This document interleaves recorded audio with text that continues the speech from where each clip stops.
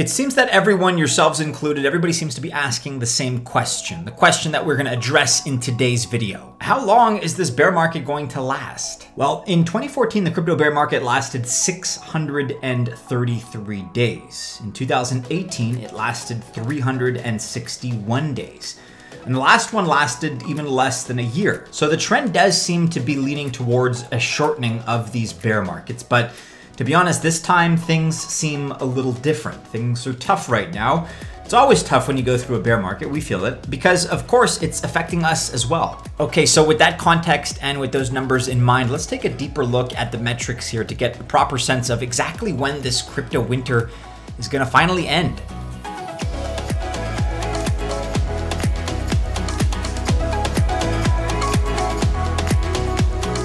Welcome to the channel. My name is Maddie and this is Altcoin Buzz. We are a crypto investment research company. We have documented many 100x returns on coins and tokens that are top projects today, really before anyone else was even talking about them. And if you want to see our detailed process for researching such projects, then our new and improved Altcoin Buzz access group is for you. Our plans start at $99 monthly. Be sure to click the link below for more information. Whether it's cryptocurrency or any other form of investment, just be reminded that this territory does come with corresponding risk. So hopefully this information that we're going to be discussing in this video is useful to you, but do not consider it to be official financial or investment advice because it's not. All right. A word on bear markets in general. In the US stock market, for context here, bear markets usually last about 9 months. Now look, that doesn't mean that things shift automatically to a bull market. Usually markets trade sideways and actually get choppy for a little while before things finally reverse. And for many of you, we realize that if you're watching this and it's your first bear market, it can be scary. It's not a pleasant feeling, but it is one that cyclically and historically is a regular thing. Another big moment and a big number that you may remember is the bear market of 2020. That was right before the COVID lockdowns started happening, once all kinds of travel restrictions were announced. And once that occurred in most places, really between February and May, the price of Bitcoin dropped like a stone. For those of you that were around, it went from 10K to 5K, even lower than 5K, in a span that was less than 2 months. And in fact, the low was when lockdowns first started in the US, Canada, and most of South America in mid-March. Many of you will remember March 13th. It was in fact a Friday the 13th, if you can believe it. And there are for sure many others who will remember the implosion of ICOs in 2017 and 18, or even the DAO hack that almost killed Ethereum. And so look, our point is very simply that we've been here before. Bear markets, yes, are devastating, but they do happen. In fact, they're predictable and they're reliably going to keep happening. We've seen them before, we're gonna keep seeing them, unfortunately. But that being said, you can prepare for them. Some of you have done that. In fact, here's an article on some of Bitcoin's early bear markets, and we've recovered from all of them so far. So enjoy looking at some of these price drops. We're talking from $7 down to $4.22. In hindsight, you could have bought in at any point, even at the highs right before the plunges into bear market depths, and you would have still been smiling. You would have been very happy years and years down the road. Investments and projects that survive these bear markets always end up stronger. They end up taking more market share when things ultimately and inevitably turn around. And look, that's not just hopium, it's true, because weak players fold and strong players, the builders, claim those customers for their own. COVID helping to create a bear market is just one example, but there are many other such examples. And we're gonna look at 3 different perspectives and risk factors in today's video to see exactly how much longer we think this particular bear market will last. Perspective number 1 that we're considering is the global macroeconomic forces here that are painting the macro picture. So as we see it, the writing is on the wall because economic conditions are deteriorating and it's happening really all around the world. Some key points here to consider are inflation, multi-country recessions, possible economic depressions. Maybe, we hope not, but it's possible.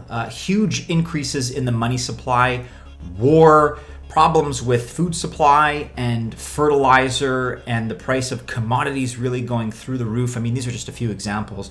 We can't look at crypto markets in a vacuum, and that's why we bring up these other variables, because crypto markets exist alongside, unfortunately, these other terrible conditions. And there's no question that the global economic environment is going to be a drag on all risk-on investments, such as stocks, futures, foreign currencies, and yes, cryptocurrency as well. And so we asked the question, from this perspective, could the bear market continue? Could it drag on for a while? Yes, that is possible. Some crypto VCs and early stage investors even think it could last from 1 to 2 years. But that being said, they're still making use of this time. They're still buying the dip actively because it is ultimately an opportunity. The second major perspective here that we want to consider is the macro Bitcoin view. So as you've heard us say many times before, as Bitcoin goes, so too goes the rest of the crypto market. So therefore, Bitcoin's fundamentals could help us see if the bottom is truly in, or if not, where it'll ultimately establish itself. And we're happy to tell you that this is an area where we have good news, because in many ways, Bitcoin's fundamentals have never been better. They're at an all-time high in terms of fundamentals strength. Yes, admittedly, we know the price does not reflect it, but check out these on-chain indicators. So soon, by the time we publish this video, Bitcoin is going to surpass 1 billion addresses. Although many wallets have small balances, of course, since there's only a little over 19 million BTC in circulation, it's still clear, though, that more wallets is equivalent and suggests more adoption. Here's another stat, not one that represents on-chain analysis, but with regard to the corporate leader in terms of holdings in Bitcoin and its treasury, MicroStrategy, and their CEO, Michael Saylor. Here's some more good news. They just bought $10 million more in Bitcoin, taking advantage of this dip, in other words. And going back to on-chain data, one of the more popular indicators is MVRV, that's market value over realized value. And here, realized value means the last time the coin moved, which implies their buy price. So it's a multi-year low below 1, but over time, this means Bitcoin is trading at a discount to its true value. So yes, it is a sign that we are very oversold based on where we are right now. And you may have seen the beginning of our new series last week on Bitcoin on-chain indicators. It's playing on screen right now. In this video, we looked at 2 particular indicators, net unrealized profit and whale exchange ratio. Those are very favorable right now for Bitcoin as well. Check out the video for more details on that. And then also in terms of decentralization, Bitcoin is bluntly more decentralized than ever. Check out this chart, for example, on who mined the last 4 days of blocks, so 576 in total. The largest 2 miners, Antpool and F2Pool, mined 87 and 77 blocks respectively. And that equals 15% and 13.3% respectively of the total. So basically, in translation, that means no one miner dominates Bitcoin mining at the moment. And most importantly, smaller, more unknown miners or pools mined almost half of the blocks. So the network has never been as decentralized and secure from 51% attacks as it is today. And there are many more indicators that we could go into here, but the fact is that these 5 are a good start and represent very good signs as to where Bitcoin's fundamentals lie. They're good and they're getting better. Now, that doesn't necessarily mean an immediate price rise. There's often delayed reactions to these kinds of things, but wouldn't you rather buy into improving fundamentals instead of trying to catch a falling knife? To each their own. But that would certainly be our preference given the choice. All right, perspective number 3, micro crypto alt point of view. Let's break this down. So although Bitcoin leads the market, yes, alts, i.e. altcoins, have been the big story. And for better or worse, probably for worse, you can thank Luna, UST, Celsius, and 3 Arrows Capital for that. They started something that we worry still is not done unwinding. Check out our video on Celsius for more info, as well as our video on the Luna crisis and a full explanation as to how that unraveled. We've given lots of airtime to these problems, and deservedly so. Basically, the lack of liquidity around all crypto markets, not in terms of Bitcoin, but in other altcoins, really is the story here of this particular bear market. So when one goes down, unfortunately, a chain reaction starts. It takes another one with it, and it leads to forced selling of the only things liquid enough to sell into. And those 4 markets are Bitcoin, Ethereum, USDC, and USDT. But stablecoins and ETH aren't the collateral asset of last resort that all these liquidations must sell. Instead, it's Bitcoin. Now, some liquidations involved ETH, and that helps to explain some things like how Lido staked ETH, ST-ETH, is no longer pegged 1-to-1 to ETH. But over 90% of these forced sales from liquidations or defaults are in fact sales of Bitcoin. And forced selling of Bitcoin leads to downward price pressure, leads to lower priced Bitcoin for the next forced sale, leads to more Bitcoin sold to cover the USD value of the liquidations. This is the liquidity crunch we are seeing across the industry.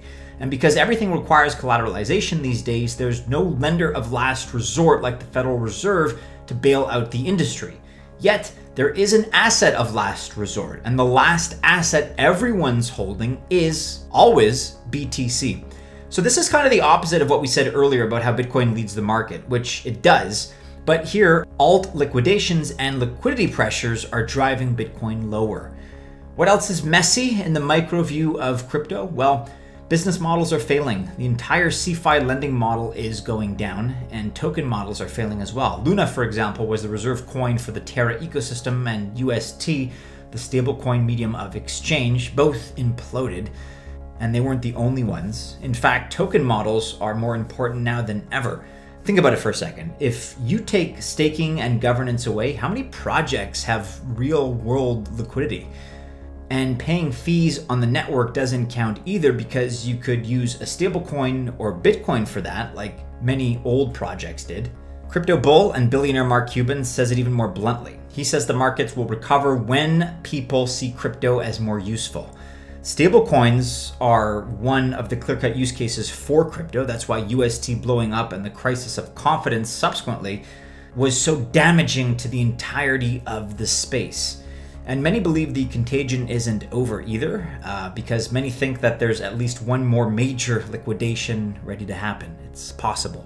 And former Bitcoin Jesus Roger Ver, who put all his faith into Bitcoin Cash, BCH, just got liquidated on a $47 million account, according to the CoinFlex CEO.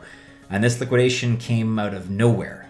So if you take all of this bad news, and yes, it's all bad, there's one of two ways to look at it. Either you think, number one, the bottom is in, or number two, we are low, but could still go lower. And admittedly, we don't know which it is, but it feels to us like we're closer to the end of this than the beginning.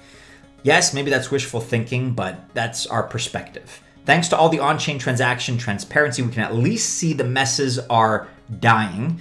And with the remaining strength in the ecosystem, we're able to start cleaning things up and continue moving forward.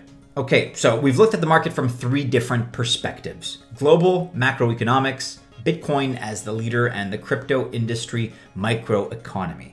And we're not sugarcoating things either. The global macro picture looks neutral at best, and perhaps even quite poor. Things staying the same or getting worse, basically, yet Bitcoin looks healthy despite its negative price action. Fundamentals look terrific in many different on-chain indicators, and crypto markets, other than Bitcoin, yes, are suffering. There are existential questions around many projects, and liquidations right now are just all over the industry. So it's bad, and it could get worse, but we could be close to the end, and that's the opinion that we ourselves lean toward. Somehow, we think there might be one more liquidation. Yes, that's always possible, and the market could move down further, but we're closer to the end of this catastrophe than we are to its beginning. And as we keep doing that, we keep rebuilding from there. But look, we don't know, and no one does know exactly what the specifics are going to be. We're just showing you the facts here and interpreting them to the best of our ability. And look, remember, all the previous bear markets did recover into big bull markets. You can't time it with 100% accuracy, but you can know with 100% certainty that the bull market will resume. We mentioned this in our on-chain video last week. It's playing right now. Check it out if you've not already. Big 2x and 4x if you have the patience to hold quality projects. So hodl your best positions and be patient. The projects, at least the best ones, will only grow from here in the long run. So best of luck, members of the Altcoin Buzz Army, if you do choose to invest, although once again, never official financial or investment advice. If you're still watching this video at the very end, kudos to you. Be sure to like, subscribe, share, and hit the bell to receive notifications. That way, of course, you're kept up to speed with all of our latest YouTube video publications. Check out these other couple of videos if you've not already. They should be popping up to my left. to my right. Stay safe out there, everybody. Take care. And as always, we do hope to see you again soon in our next video.